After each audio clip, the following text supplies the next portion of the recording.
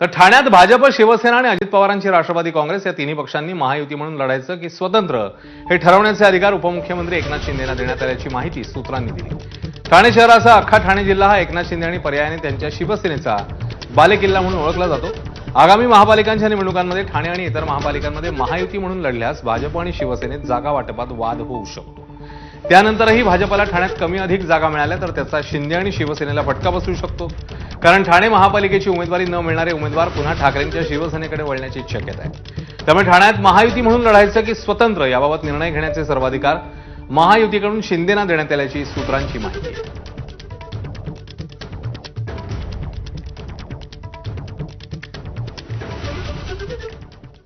तर मुख्यमंत्री फडणवीस नेमकं काय म्हणालेले आहेत ते बघूया। ठाणे, पुणे, पिंपरी चिंचवडला भाजप स्वबळावर लढेल। जिथे मित्रपक्ष एकमेकांचे स्पर्धक आहेत तिथे वेगवेगळे लढू। निकालानंतर काय करायचं ते ठरवू। मुंबईत मात्र महायुती म्हणूनच निवडणूक लढवू असंही यावेळी फडणवीसांनी म्हटल्याचं समोर येत आहे। मुंबईत एकत्र, राज्यात वेगळं लढून एकत्र येऊ असं फडणवीस म्हणतात। मतदार याद्यांवरून टीका करणाऱ्यांना त्यांच्याच पद्धतीने उत्तर देणार असंही त्यांनी सांगितलं।